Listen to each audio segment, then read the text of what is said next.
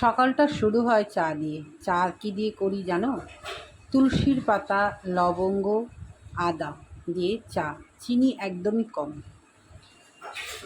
শুরুটা চা দিয়ে। তার আগে সংসারে যাবতীয় কাজ, ঠাকুরের কাজ সব কিছু সেরে সুরেই যেতে হয় বাগানে। বাগানে যাওয়ার আগে এই দেখতেই পাচ্ছ চাটা কীভাবে আমি ফোটাচ্ছি। 12 মাস এই চাটা খেলে তোমার গলায় কোনো কিচ্ছু অসুবিধা হবে না। গলা, যারা বিশেষ করে গান করো তাদের ভীষণই সুন্দর গলা হবে। আর এই যে চা আর তার সঙ্গে মুড়ি, এই হচ্ছে আমার সকালের পথ্য। আমি টিফিনে স্কুল যাওয়ার আগে একটু ভাত খাই আর একটু চা আর মুড়ি। বিস্কিট কিন্তু আমি খাই না। অনেক কিছুই চেঞ্জ করতে হয়।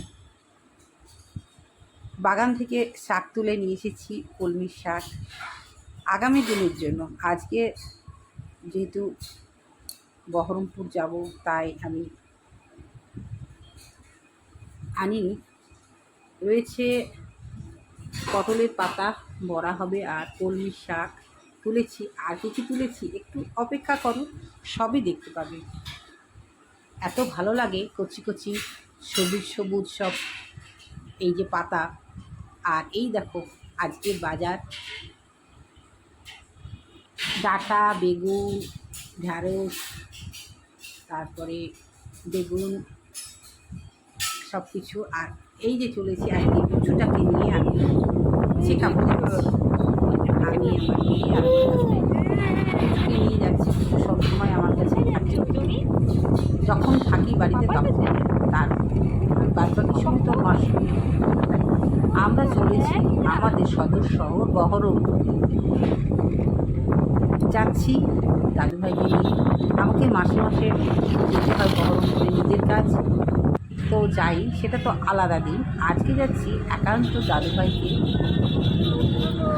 নিয়ে চেক আপ করার জন্য।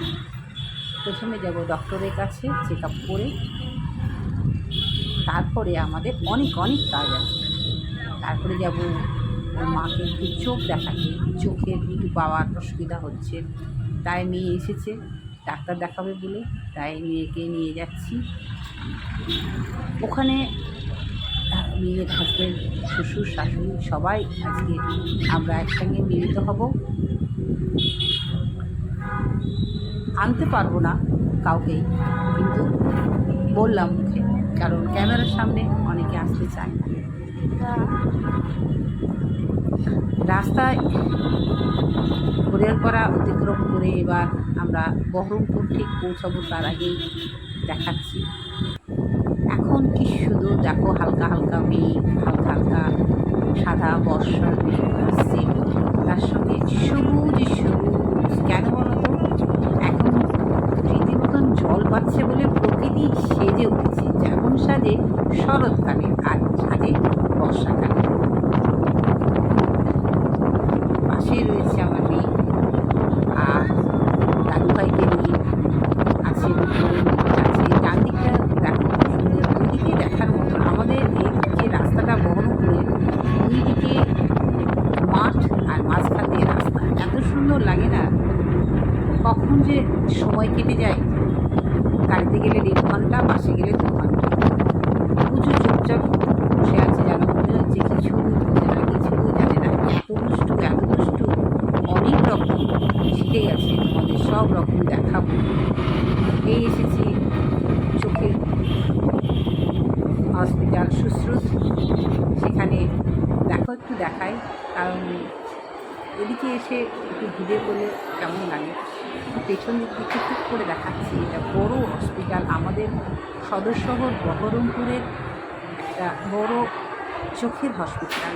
এখানে এসে পাওয়ার যদি চোখের অসুবিধে হয় তাহলে আমরা আসি, দেখাই। বেশ বড়সড় মেয়ের শাশুড়ি, শ্বশুর, তারপরে জামা, আমি, বাবা, নাতি সবাই মিলে এসেছি, বসে আছি সব। এটা হচ্ছে চশমার শোরুম।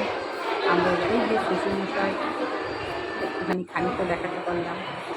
মেয়ে, শ্বশুর, মেয়ের শাশুড়ি, জামা সব একসঙ্গেই আছে। আমরা এবার 4 চাকা করে যাব, দেখানো হয়ে গেল। চলে এসেছি এবার মেয়ের আর মেয়ের বাবার চশমা, টাইটান শোরুমে এসেছি। তারপরে আমরা রাস্তায় যেতে যেতে আজকের যে পথসভা দেখলাম মহরমে, বেশ ভালো লাগলো। সব মানুষজন র্যালি করে যে যার মতন শোকসভা গেল, আমরা পাশে থেকে অনুভব করলাম। দেখো যাচ্ছে, প্রতিটা ঘটনার পেছনে কিছু স্মৃতি লুকিয়ে থাকে। তা মহরম একটা ঘটনা, সেই ঘটনাকে স্মরণ করে দেওয়ার জন্যই কিন্তু মানুষ এই শোক সভাটা পালন করে।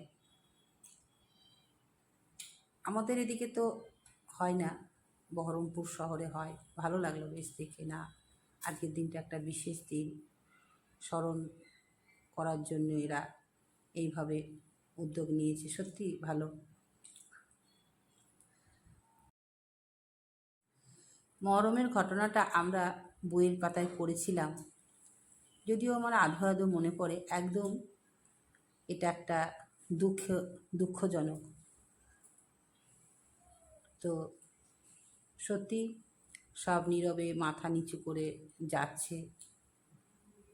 এটা সেই স্মৃতিটাকে চারণ করার জন্যই আজকের দিনটা পালন করছি। আবারও ফিরে আসবো নতুন কিছু নিয়ে। হবি অফ সুলেখা ব্লগ কেমন লাগছে তোমাদের জানাবে। আর নতুন বন্ধু অবশ্যই চ্যানেলটাকে সাবস্ক্রাইব করে পাশে থাকবে। আবারও ফিরে আসবো নতুন কিছু নিয়ে। হবি অফ সুলেখার চলার পথে সব কিছু দৃশ্য যুক্ত সব কিছুই তোমরা দেখতে পাবে এই হবি অফ সুলেখা ব্লগে। তোমরা সকলে খুব ভালো থেকো, সুস্থ থেকো। হ্যাঁ, আবারও বলবো, যে যা নিজের কর্মকে ভালোবেসে, নিজেকে ভালোবেসে, নিজের যেটা ভালো লাগে সেইটাই করো।